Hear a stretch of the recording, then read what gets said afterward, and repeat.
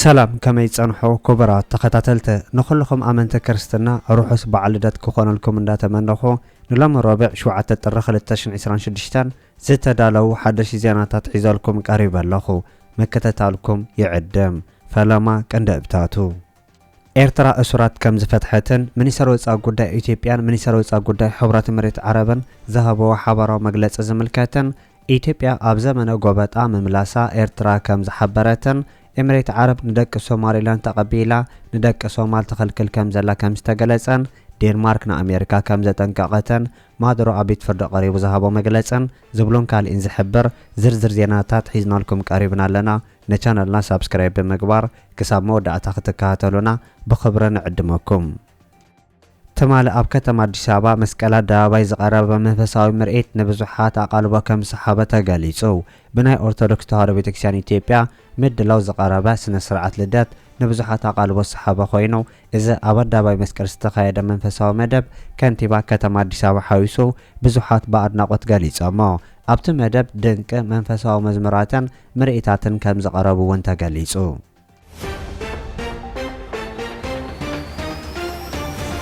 ዴንማርክ ንኣሜሪካ ከም ዘጠንቀቐት ተገሊጹ ቀዳሚት ሚኒስትር ዴንማርክ ኣሜሪካ ናይ ዴንማርክ መሬት ከም መሬታ ክትቋጸሮ ምዃናን እቲ መሬት ንኣሜሪካ ገዳሲ ምዃኑ ናይ ኣሜሪካ ፕሬዝዳንት ድሕሪ ምሕባሩ እታ ቀዳሚት ሚኒስትር ኣብ ልዕሊ ኣሜሪካ መጠንቀቕታ ምሃባ ተፈሊጡ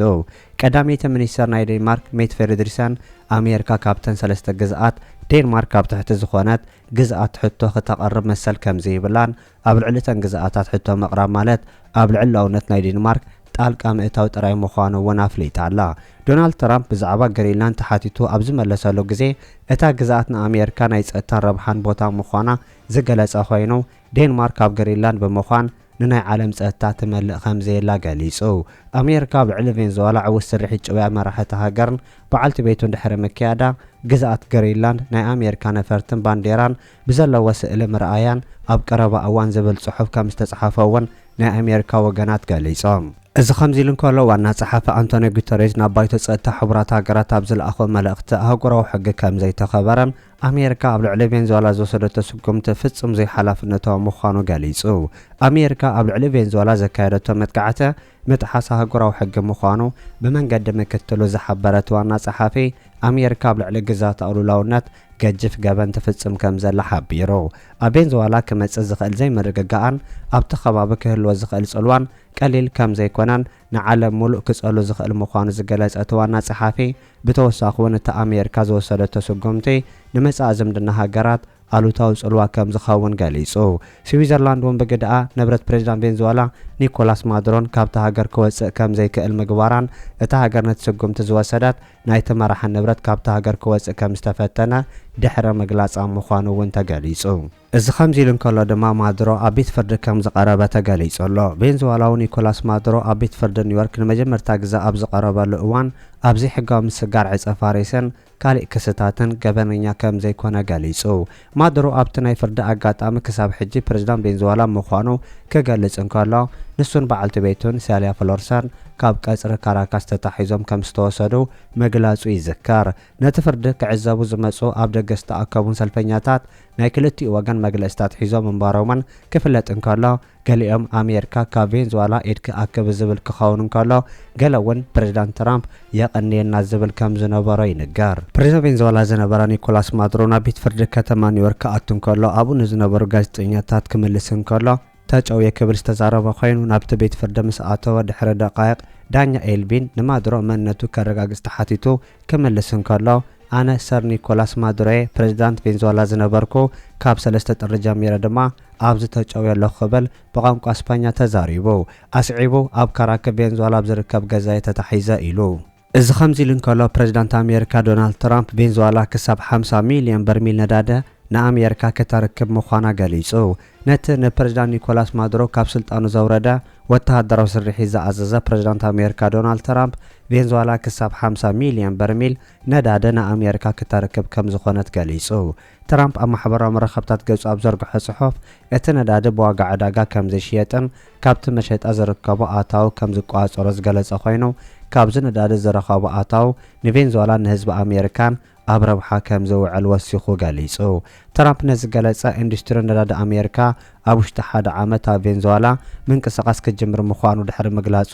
ከም ዝኾነ ዝተሓበረ ኮይኑ ኩባንያታት ኣሜሪካ ኣብ ቬንዙዌላ ዝገብረው ንጥፈታት ናብታ ሃገር ሰፊሕ ወሓዚ ወፍሪ ክረኽባ ከም ዝኾና ገሊጹ። ፕረዚዳንት ኣሜሪካ ዶናልድ ትራምፕ ኣብዚ ሕጂ እዋን ንቬንዙዌላ መን ይመርሓ ኣሎ ተባሂሉ ምስ ተሓተተ ትማሊ ምሸት ክምልስ እንከሎ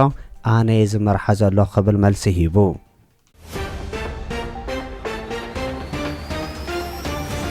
ኤምሬት ዓረብ ንደቂ ሶማሌላንድ ተቐቢላ ንደቂ ሶማል ተኸልክሎም ከም ዘላ ተሓቢሩ። ኤምሬት ዓረብ ድሕሪ እስራኤል ንሶማሌላንድ ኣፍልጦ ክትህብ ትኽእል ሃገርና ተባህለት ክነገረላ ጸንሐት ኮይና ኣብዚ ግዜ ርኡይ ምንቅስቓስ ትገብር ከም ዘላ እውን ተሓቢሩ።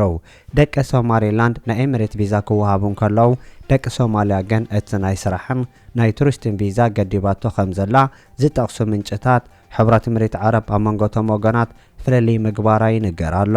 እቲ ሕብራት ኤምሬት ዓረብ ትገብሮ ዘላ ፍልልይ መርገፂ ንሶማሌላንድ ዘይወግዖ ኣፍልጦ ምሃብ ምዃኑ ዝሕብሩ ወገናት ናይታ ሃገር ሰመዘ ኣብ ልዕሊ ሶማላውያን ዘርእይዎ ዘለዉ ዘይተቐባልነት ንሶማሌላንድ ኣፍልጦ ሂብካ ንሶማልያ ኣፍልጦ ምኽላእ ምዃኑ እውን ገሊፆም ኣለዉ። እዚ ከምዚ ኢሉ እንከሎ ኢትዮጵያን ሕብራት ኤምሬት ዓረብን ንገዛእታዊ ሓድነትን ንድሕነትን ሰላምን ሓቢሮም ክሰርሑ ከም ተሰማምዑ ተገሊጹ።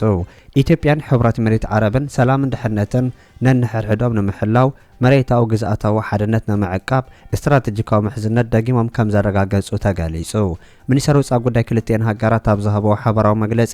ንዞባዊ መደገጋ ኣብ ሓደጋ ዘእቱ ብድሆታት ንምፍታሕ ከም ተሰማምዑ ገሊጾም። እቶም ሚኒስትራት ነዚ ሓበራዊ መግለጺ ትማሊ ሰሉስ 28 ታሕሳስ 2018 ዝሃቡ ኮይኑ ድሕሪ እቲ ሚኒስትር ወጻኢ ጉዳይ ሕብራት ኤምሬት ዓረብ ሼኽ ሻክቦት ቢን ናህያን አልናህያ ኣብ ኢትዮጵያ ናይ ዑደት ስራሕ ምክያዱ ስዒቡ እዩ። ሚኒስትር ወጻኢ ጉዳይ ሕብራት ኤምሬት ዓረብ ትማሊ ምሸት ናብ አዲስ አበባ መጽኡ ምስ ሚኒስትር ወጻኢ ጉዳይ ኢትዮጵያ ዶክተር ገዲዮን ጢሞቴዎስ ሰፊሕ ዘተ ከም ዘካየደ ዝገለጸ ኮይኑ ኣብቲ ዘተ ዝሃብዎ መግለጺ ካብ ሚያዝያ 2015 ባቋፅራ ገጽ ጀሚሩ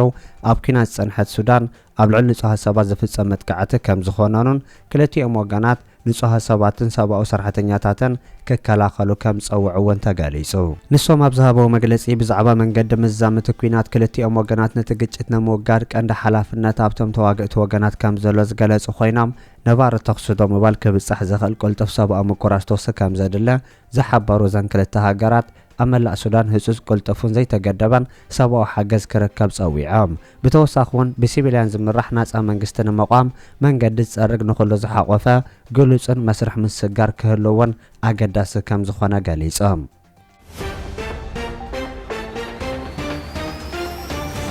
ኣብ ክልል ኦሮሚያ ዞባ ሰሜን ሸዋ ናብ ክልል ኣምሓራ ከተማ ደብረ ማርቆስ ይጓዓዙ ነበሩ መንገደኛታት ከም ዝተጨወዩ ተገሊጹ። ኣብ ከተማ አዲስ አበባ ናብ ደብረ ማርቆስ ይጓዓዝ ዝነበረ ናይ ህዝቢ መጓዓዝያ ኣውቶቡስ ኣብ ዞባ ሰሜን ሸዋ ክልል ኦሮሚያ ዓሊ ዶሮ ኣብ ዝተባሃለ ከባቢ ብዕጡቃት መጥቃዕቲ ከም ዝበጽሖን 4 ተሳፈርቲ ጆ ከም ተተሓዙ ወናኒ እቲ ኣውቶቡስ ገሊጹ። ኣካይድ ትራንስፖርት እቲ ኣውቶቡስ ኣብ ዝሃቦ ሓበሬታ ሓደ ካብቶም ጆ ዝተተሓዙ ተሳፈርቲ ተቋጻር ናይቲ ኩባንያ ምዃኑ ገሊጹ። ትማሊ ሰኑ 27 ታሕሳስ 2018 ካብ አዲስ ኣበባ ዝተበገሰት ህዝባዊ መጓዓዝያ ኣውቶቡስ ናብ ደብረ ማርቆስ ክልል ኣምሓራ ጉዕዞኣ ኣብ ዝጀመረትሉ እዋን 51 ተሳፈርቲ ሒዛ ከም ዝነበረትን ሃንደበት መጥቃዕትን ከም ዝተፈጸማን ስዒቡ ሰባት ጆ ከም ተተሓዙ እውን ገሊጹ።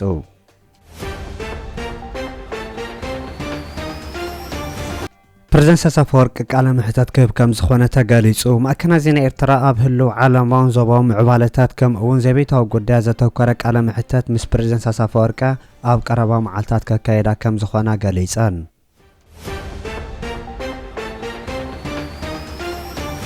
ኢትዮጵያ ኣብ ዘመነ ጎበጣ መምላሳ ኤርትራ ሓቢራ። ኢትዮጵያ ኣብቲ ክልቲአን ሃገራት ጸሊም ግዜ ኢለን ክስይምዎ ዝግብአን ናይ ጎበጣ ግዜ ትምለስ ከም ዘላ ኤርትራ ሓቢራ። እቲ ናይ ሚኒስትር ዜና ኤርትራ መግለጺ ድሕሪ ናይ ፌደሬሽን ዝነበረ ናይ ጎበጣ ግዜ ዘይሓላፍነታውን ዘይፍትሓውን ምዃኑ ብምሕባር ናይ ኢትዮጵያ ወገናት ንናይ ባሕሪ ጥሙሕ ምኽንያት ክረኽቡ ናብቲ ጸልማት ዘበን ይምለሱ ኣለዉ ክትብል ኤርትራ ሓቢራ። ኢትዮጵያ ውሽጣዊ ጸገማታ ክንዲ ምፍታሕ ኣብ ዝተፈላለየ ናይ ክልማዊ ለውጢ ኣኼባታትን ዋዕላታትን ተሓቢኣ ከም ዘላን ንዓለም ኣብ ጽቡቕ ደረጃ ከም ዘላን ምምሳል ከንቱ ፈተነታት ትፍትን ከም ዘላውን እቲ መግለጺ ሓቢሩ ምእንቲ ናይ ውሽጣዊ ጉዳያት ህድማ ክትብል ናይ ኤርትራ ባሕሪ ከም ዘድልያ ትገልጽ ዘላ ኢትዮጵያ ካብ ውሽጣዊ ዕግርግር ክትሃድም ከም ዘይትኽእልን ንናይ ጎረባብቲ ሃገራት ምትኹታኽ ገዲፋ ኣብ ውሽጣዊ ኩነታት ከተትኩር እቲ ናይ ሚኒስተር የማነ መግለጺ ኣነጺሩ ከም ዘለዎን ብተወሳኺ ይሕበር ኤርትራን ኢትዮጵያን ድሕሪ ናይ ሰሜን ኢትዮጵያ ኩናት ዝምድንአን ናብቲ ቅድሚ 2018 ዝነበረ ክምለስ ከም ዝተረኣየን ኣብ ኣፋፌት ኩናት ከም ዘለዋ ዝሕብር ወገናት ኣብ ዝቕንያት ናይ ኢትዮጵያ ወተሃደራት ዝተዋህበዎ ካርታ ኢትዮጵያ ንናይ ኤርትራ ሰፊሕ ባሕሪ ዘጠቓለለ ምዃኑ እውን ክሕበር ጸኒሑን ኣሎን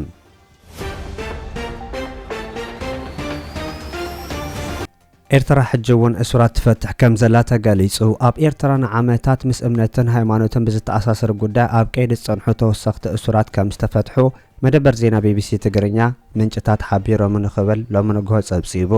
ኣብ ዝሓለፈ መዓልታት ኣብ ዞባ ጋሽባርካ ተታሒዞም ጸንሑ 13 ኣመንቲ ዝተፈላለዩ ወንጌላውያን ቤተክርስትያን ከም ዝተፈትሑ ዝገለጸ እቲ መደበር ዜና እቶም ኣብ ቡሽካ ዝተባህለ ቤት ማእሰርቲ ጸንሑ 3 ደቂ ኣንስትዮ ዝርከቦም ዜጋታት ናብ ገዝኦም ከም ዝተፋነው እውን ገሊጹ ሰመዝ ጸጥታ ኤርትራ ኣብ ዝቐረበ ኣዋርሕ ብዙሓት ተኸተልቲ ናይታ ሃይማኖትን ብኻልእ ጉዳያት ነዊሕ እዋን ኣብ ማእሰርቲ ጸንሑ ሰባት ከም ዝፈትሑ ይዝከር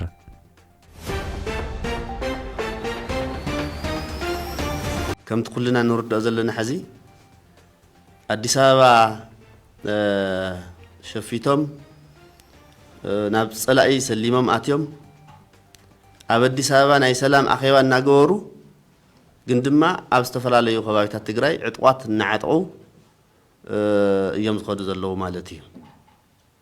أبدي سابا سلام من اندليلهم ناي سلام أخيوان يكايدو أو أزوسن ووسانقن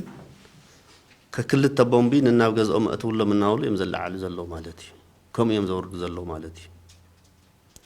نتفاسو من إجرامنا ناب نقول قاعد الناس تسجعه حزي عدي ساعة خيرهم تقرأي كن مرحين هذا بالفخراء اسمعوا دماني هو مالتي نساته مبزح الشخبة وخينم بتهزل عمن بتهزل هنا أنت تقيم هذا تقرأي ناول مع تسجاجر عرسو خيخل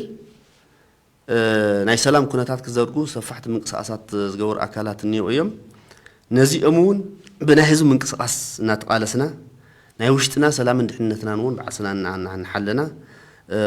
خن كير كن كللنا عفتحي زلو سجم سكعت حتي بهزم تجم جيم إيو ناي فتح أكلات ون نزي ياو بعلي قريبه تغير الله زو زلو سجمون ناتقال نخدو ناي لمعات اسم قصاصنا زعقت سلازغنا وزيون من ربراو كنقبر كنكللنا زبليو موحس او تحت وررت زلو الاو جزء تግራይ او زعمت زي قدن كفصم زلو مدب كخوني مالتيو او كلهم وررتي حيلتات حيزمو زلو جزء تግራይ مملاس بفلاي كعا معراب تግራይ صلمتي دوب تግራይ تحت كوماند بوست زلو ورداتات زيوم نايم ملاس وانا سرح وخوني مالتي تمزابلتنا قدن كملسو خوللهم كملسو انتلو دما وحس بزغنا من قدي كملسو كسرحي مالتي سلازي كم تقارو نعسللو او زعمت زي قند تقرت هينان نسرحلو ونخون كم زقبو تتحيزلو بمدى درجة سلازي او زي كن الروارب قالنا مالتي متنهار بهراو حدنتنا مكاب متنهارن حيلتات مختناون كموانا مدب كن صرحون كن روارو لنزقبنا زي أبي كم زنارة زي فلت بسم بارتي تودي إيه زبل نوعلو ببارتي بوليتيكا بارتي ناتودي بس جن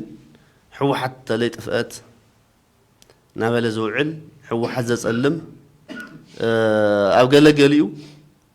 بهيرزي حمس عمس تقال سودب بهيرة تجراي وهتف تسلفوا الدنيا ولا زس ألمو أكلات الله زي أي تكمي تحاورنا تخبابيرنا أبرو حتجراي إجمعنا نوفنا قلنا تدقاقفنا نربح بهيرة تجراي نجورو عالسي أبركتو كنعبي أو زقبنا جزء ينازل لنا نبر እናተወናጀልና ሰሳትና እንኸደሉ ጊዜ ክኸውን የውልን እዚውን እንተተስተኻኸለ ጽቡቕ እዩ ዝብል ሓሳብ ኣለና ሶ ብሄራዊ ሓድነትና ነጠናኸር ዝብል መልእኽትና ንምሕላፍ እውን ንፈቱ ካሊእ እቲ ዞባዊ ኩነታት እውን ምንባብ ከድሊ እዩ ክንጠናኸር ናብ ሓደ ክንመጽእ ሓድነትና ክንዕቢ እውን ዘገድድ ኩነታት እውን እዩ ዘሎ እቲ ኩነታት ዞባዊ ኩነታት እውን ሕዚ ማለት ሕዚ ኣብ ምዕራብ ዓለም ተጀሚሩ ዘሎ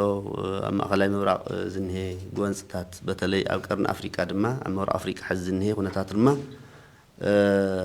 ያው ዓርዩ ተኣፋፋይ ጥራሕ ዘይኮነስ ብተግባር እውን ኣብ ገለገሊኡ ናብ ተኹስ ዝተሰጋገረ ኩነታት እዩ ዝንሄ ማለት እዩ ስለዚ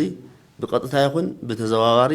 ካብዙ ድባብ እዚ ክነምልጥ ንኽእል ኣካላት ኣይኮንናን ጥራሕ ዘይኮነስ ኣብቲ ማእኸል ኢና ዘለና ንሕና ማለት እዩ ኣብዚ ማእኸል ኢና ዘለና ስለዚ ኢኮኖሚና ክንዕቢ ሓድነትና ክንዕቢ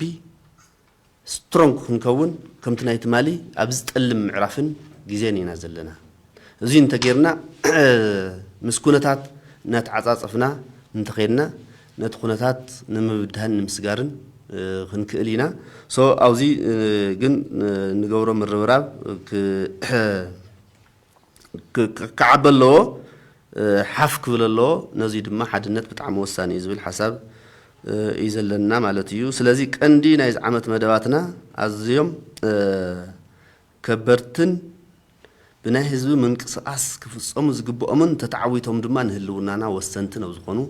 መደባት ሒዝና ኢና ንንቀሳቐስ ዘለና እሞ ብዚ ደረጃ እዚ ናይዚ ዓመት መደባት እንተረአናዮ ፅቡቕ ክኸውን እዩ ኣብ መወዳእታ ከም ውድብ ሕወሓት ነቕርቦ ዕላዊ መግለፅታት ዘሎ እቶም ዕላዊ መግለፅታት ብዕላዊ መንገዲ ብውድብ ዝተቐመጠ ኣመራርሓ ዝወሃቡ ዘለዉ ምዃኖም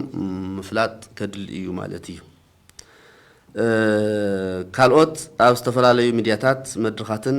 ብድጋፍ ይኹን ንሕወሓት ብምድጋፍ ይኹን ንሕወሓት ብምቅዋም ብውልቆም ዝቃለሱ ኣካላት ኣለዉ ሶ ብክልቲኡ መዳይ